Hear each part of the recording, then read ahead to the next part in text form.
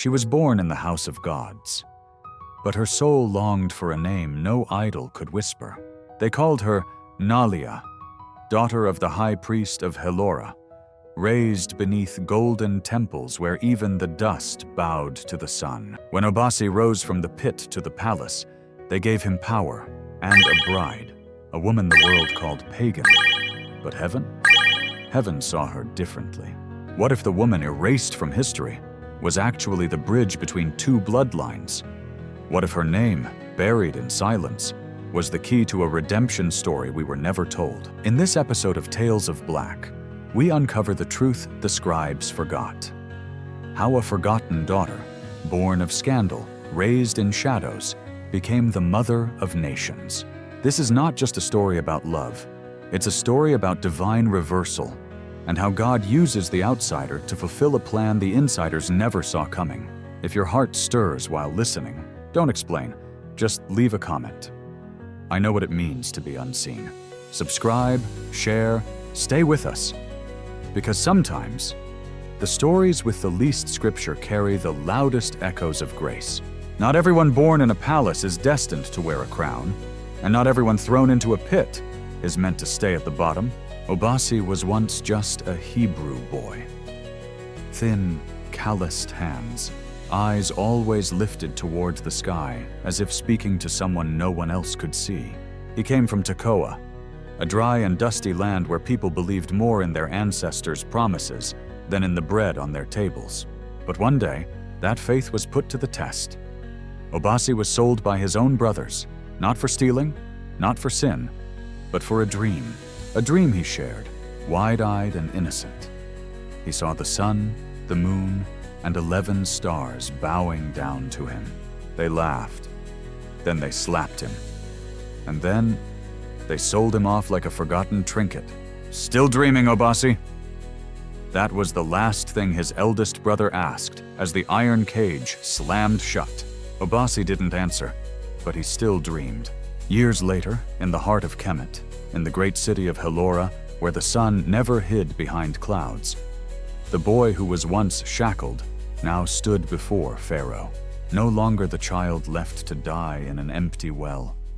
Obasi had become a man, with eyes steady as mountain stone, but a fire inside that never slept.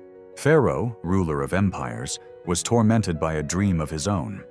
7 skinny cows devouring 7 fat ones. 7 scorched stalks consuming 7 lush ones.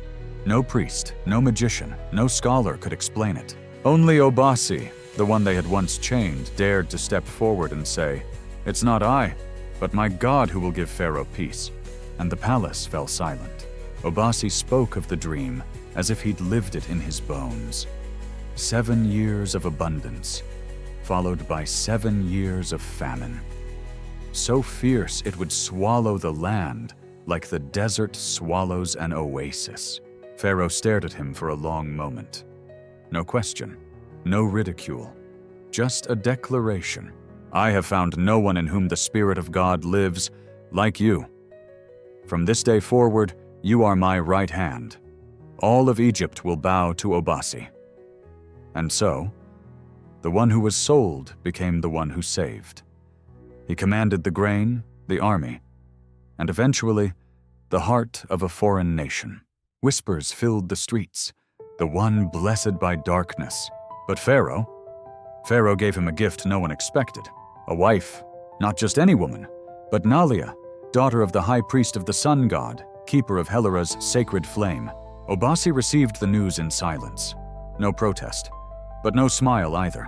In his eyes, a quiet conflict, as if a different dream had begun to unfold, one he hadn't dared to speak. That night, in the marble halls of the palace, Obasi sat alone under the white stone colonnades. The moonlit water shimmered in the royal pool. Palm trees swayed gently, their shadows dancing like open hands in the wind. And he whispered, "O Lord my God, of all the daughters in Israel, why have you placed my hand in the hand of a daughter of the sun?" There was no answer, only the wind, and the scent of incense drifting from the temple of Ra. Sweet, sharp, unfamiliar.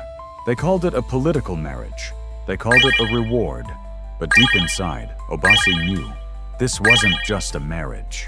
It was a test, a question, and maybe a chapter in a dream he still didn't understand. At the heart of Hellora, where golden walls mirrored the sun like the heavens themselves, stood a temple the people called the Heart of the Sun.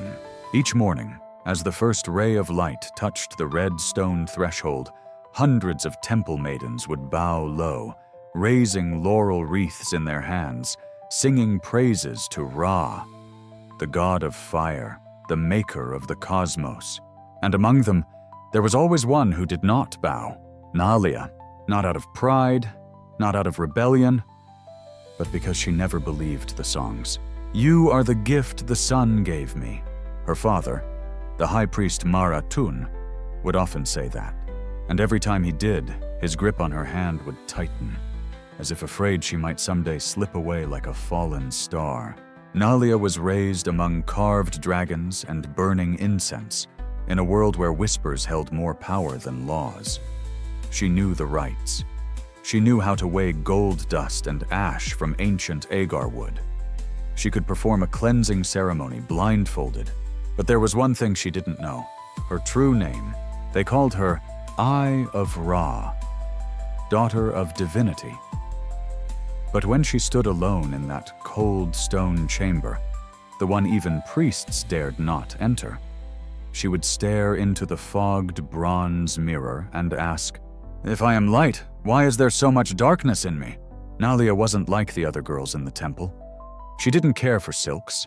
She never dreamed of marrying Pharaoh. The only thing she craved was truth. The truth behind the broken flashes that haunted her sleep. A long-haired woman holding her near an ancient well. A lullaby sung in a language that wasn't Kemet. And a red ribbon tied to her wrist, blown away by the wind.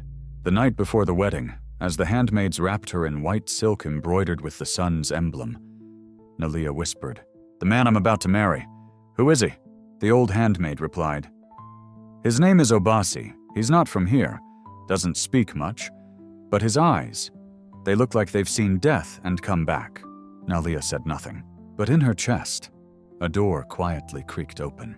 Not out of curiosity, but because somewhere deep in her forgotten dreams, that name had echoed before.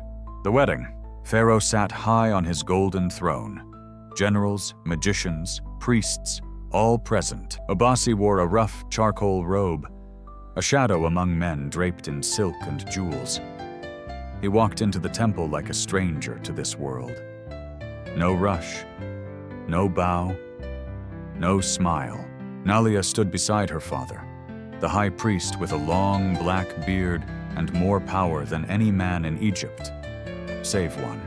He leaned in and whispered, "This is about power, Nalia, not the heart." She didn't blink. She kept her gaze forward, and when her eyes met Obasi's, she knew he was carrying a question too, the same question beating inside her own chest. "Why, us?"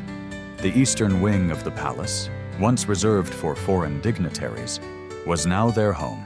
A man who carried dreams from the heavens, a woman who bore the bloodline of the sun.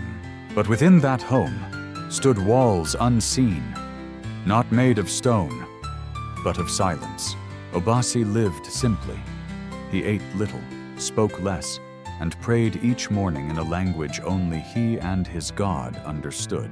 No idols, no incense, no offerings, only a single bracelet engraved in worn Hebrew. "I am the living one who saw you in the pit." Each night, he would open the window facing north, toward Tekoa, his homeland buried in shadows far beyond the horizon. Nalia was different. She was born into light, into incense, smoke, sacred hymns, and the power that surged through her veins each time she crossed the gate of Ra's temple. Though she no longer lived there, she still wore the sun pendant across her chest. Not out of faith, but out of fear. Fear that if she took it off, she wouldn't know who she was anymore. They sat at the same table, but dined in two worlds. When Obasi bowed his head in prayer before meals, pressing his hand to his forehead, whispering in a tongue only angels might remember. Nalia would just watch, not with scorn, but with wonder. "Your God has no image?" she asked one evening, after 3 days of silence. Obasi lifted his gaze, steady but without judgment. "He doesn't need one. He shows up in dreams, in tears, even in the pit where they left me." In those early nights, Nalia slept on a separate bed across the room. She wasn't afraid of him. But something about him unsettled her. "His silence," she once whispered to herself, "is like desert wind. Not hot, not cold. It just reveals everything I've tried to hide." One evening, while walking alone through the moonlit garden, she heard him praying from beneath the porch. Not loudly, not ritually, just whispering. "If you placed her in my life, then please don't let me see her with ordinary eyes." She listened, then quietly walked away. They shared a life, but split a world. She still lit incense every full moon. Not to please Ra, but to please the memory of who she used to be. Obasi never stopped her, never said a word. But each time the smoke curled in the air, something inside him tightened, as if the prayers he tried to send upward kept hitting something on the way. One day, in the study, Nalia found an old scroll tucked behind a row of unread clay tablets. Strange symbols covered its surface. She unrolled it, and for the first time saw her name written in a language not her own, Zemira, and beneath it, in fading Hebrew, "The daughter of silence, as will be called by her true name in the light." That night she came to Obasi. "Do you believe," she asked, "that someone can carry the name of a god and yet belong to another?" Obasi looked at her for a long time. "I believe," he said slowly, "that some souls are born into false light, but never stop searching for what's real." Within the stone palace there was a narrow passage, overgrown with moss and dried rosemary, leading to an underground chamber, forgotten since the reign of the previous pharaoh. No one ever went there, except for Nalia, not because she needed to hide, but because in that place there was a sound no one else in the palace could hear. The sound of water dripping, one drop at a time, slow, steady, like the heartbeat of a child who had never been called by name. Since the day she saw the name Zemira etched onto that ancient scroll, Nalia had started dreaming over and over. But these were not dreams of idols, not of temples blazing with sunlight. They were dreams of a fog-covered land, and at the center of that land, a moss-covered well cracked on one side. Inside it, a lullaby sung in a language she had never learned, yet understood with perfect clarity. "Sleep now. Don't be afraid. You have not been forgotten. I called you by your true name long before others called you Daughter of the Sun." One morning, while walking with her handmaidens to offer incense at the temple of Ra, she heard a voice, soft and close, whisper at her ear, "Return to the well." She turned. No one. She smiled awkwardly, telling herself it was her imagination. But that night the dream came again. And this time, the woman didn't sing. She called her name, Zemira, daughter of endurance. You were not born to bow to false light. You were born from tears and truth. The next morning, Nalia did something she had never done before. She returned to the back halls of the palace, to the forgotten wing, and the old stairwell that led down into the earth. There, beneath layers of dust and the cracks carved by time, she found a stone well, not deep, but deep enough to echo. She knelt, and for the first time in her life, she did not pray to Ra. She did not sing holy hymns. She simply whispered, "If someone once left me here, tell me, who am I?" She expected nothing, but a strange wind rose from the mouth of the well.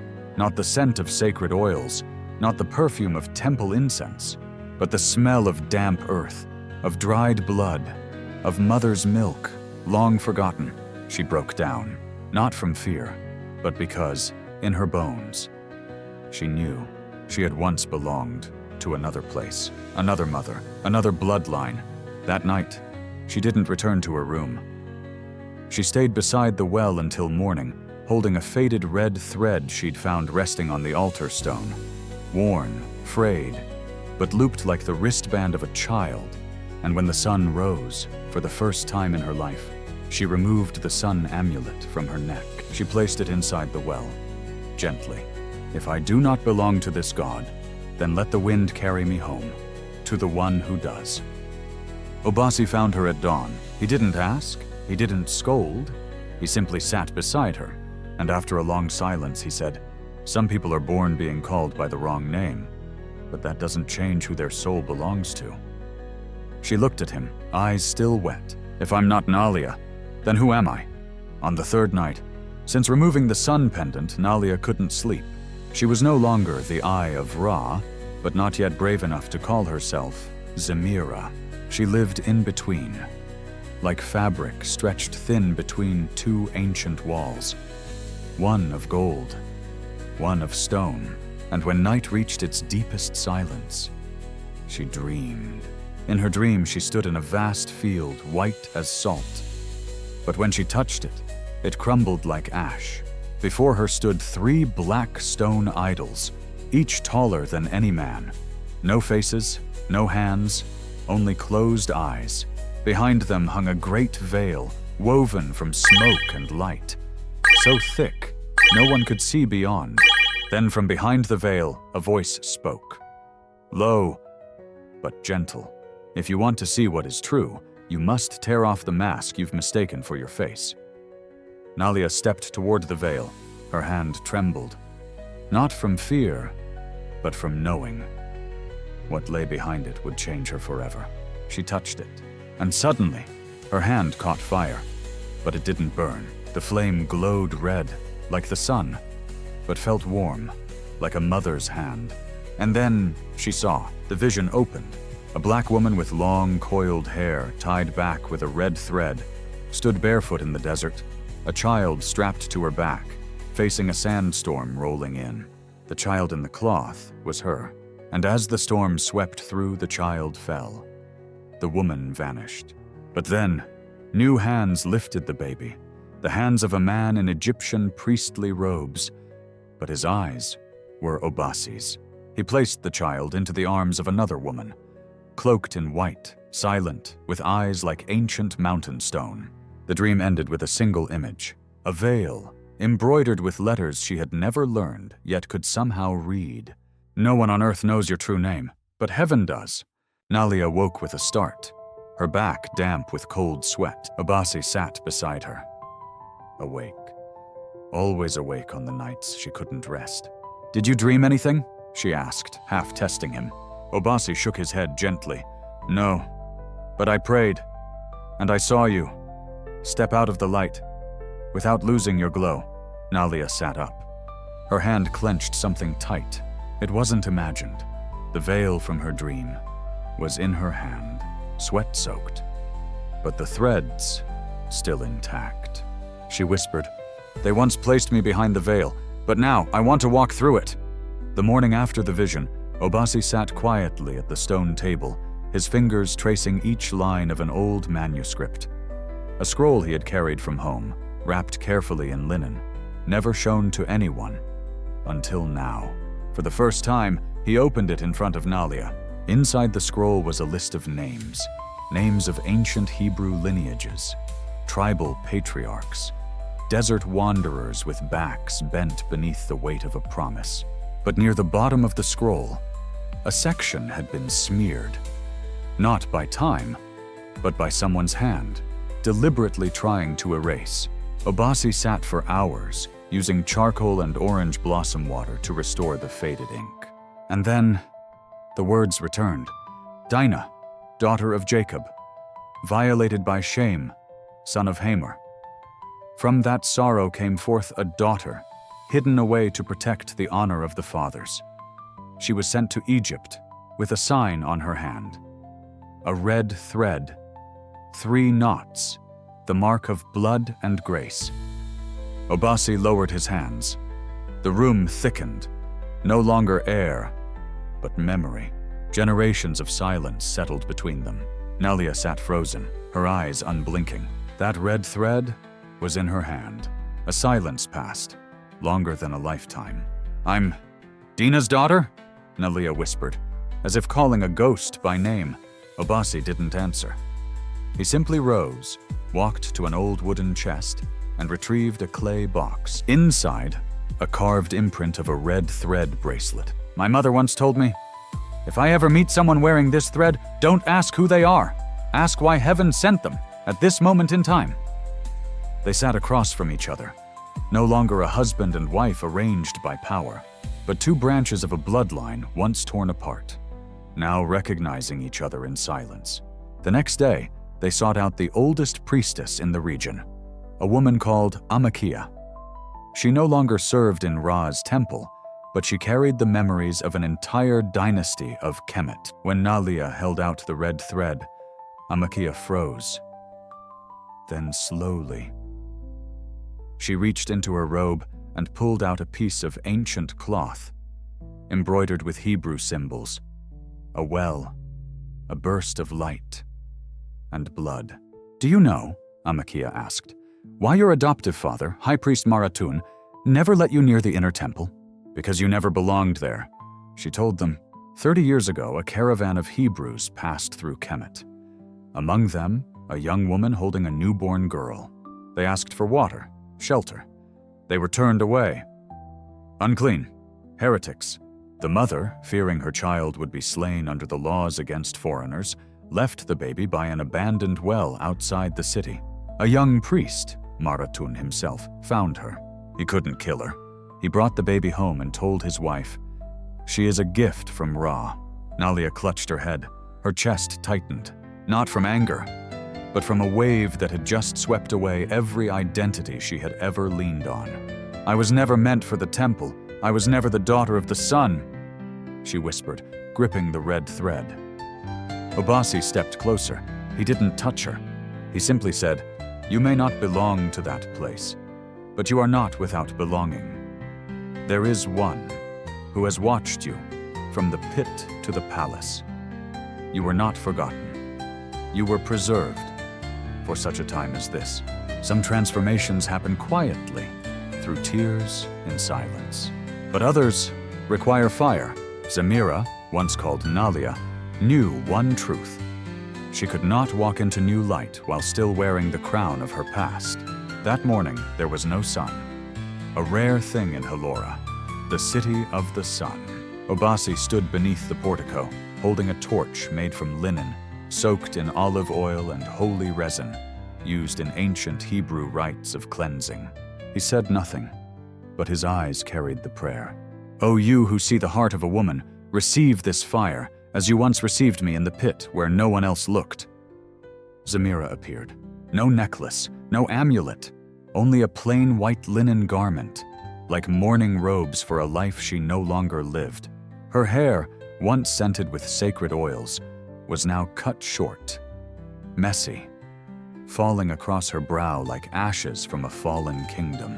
In her arms, she carried a black bundle wrapped in cloth. Inside, all that remained of her former identity: ivory idols, rings set with sun god stones, a torn fragment of the ceremonial robe worn by priestesses of Ra.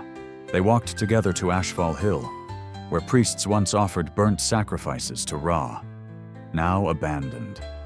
The stones overgrown, but the old ash still whispered of smoke. Zamira knelt, placed the bundle in the ancient stone circle. Her hands trembled, but her eyes did not.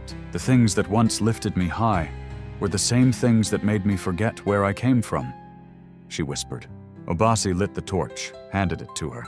She took it, and for one breathless moment, the world stood still. Then, fire. Not a violent blaze, not angry, but sacred. It burned like ritual. Layer by layer, the past unwrapped itself. Old titles turned to smoke. Old names turned to silence. "From this day on," she said softly, as if promising heaven, "I belong to no stone, no man-made light. I belong to the one who called me by my true name, before anyone else could name me wrong." At that very moment, in the central temple of Helora, her adoptive father, High Priest Mar Atun, was seated in the inner chamber, holding a newly carved sun pendant, meant for the next offering. Suddenly, the incense flame went out. A gust of wind blew inward against the flow, and far in the distance, he saw black smoke rising from the direction of Ashfall Hill. "No," he whispered. "The girl remembers." Obasi placed a hand on Zamira's shoulder.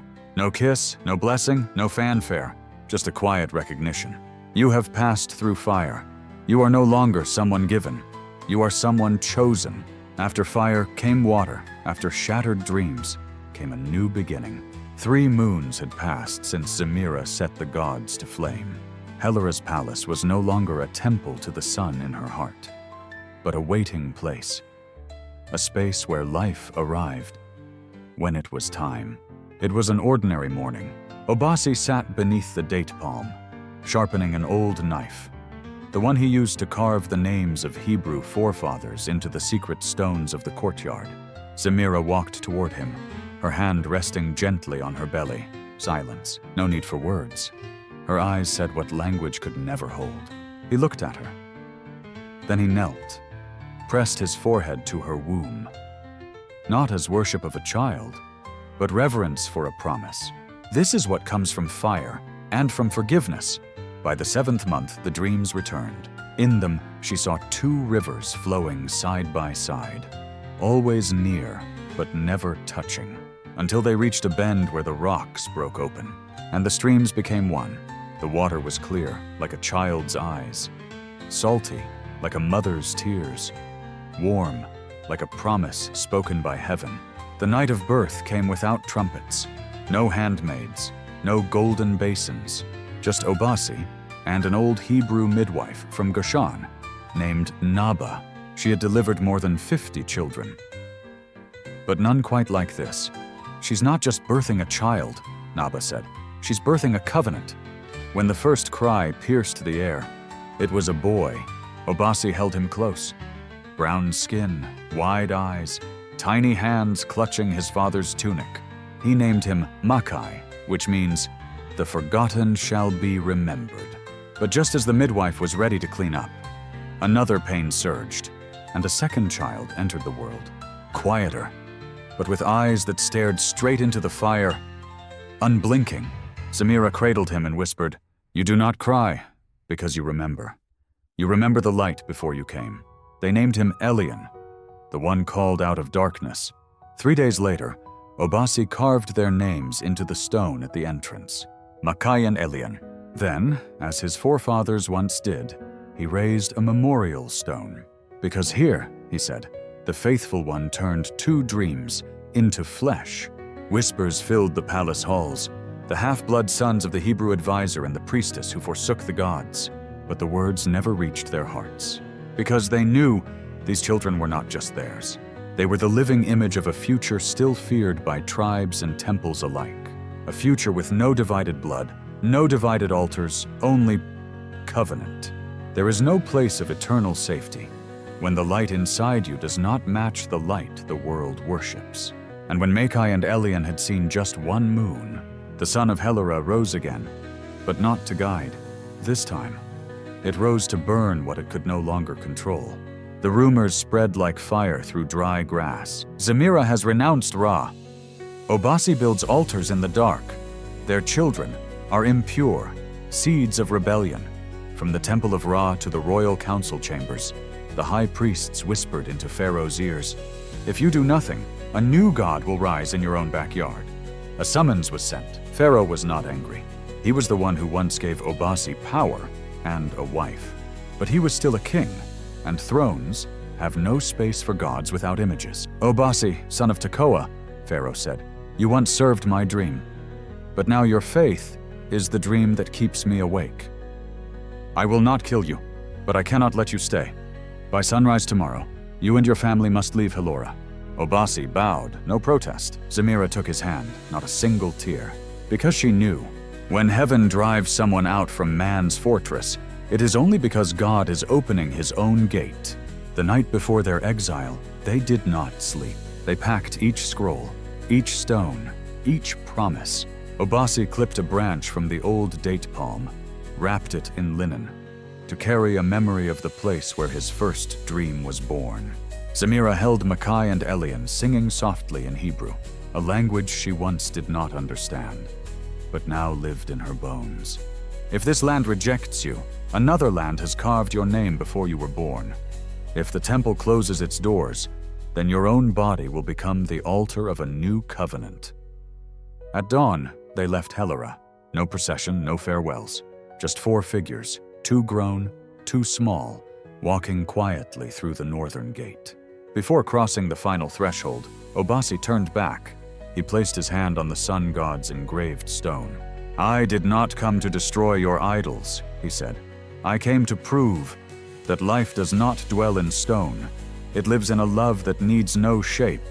Then he turned away. No regret.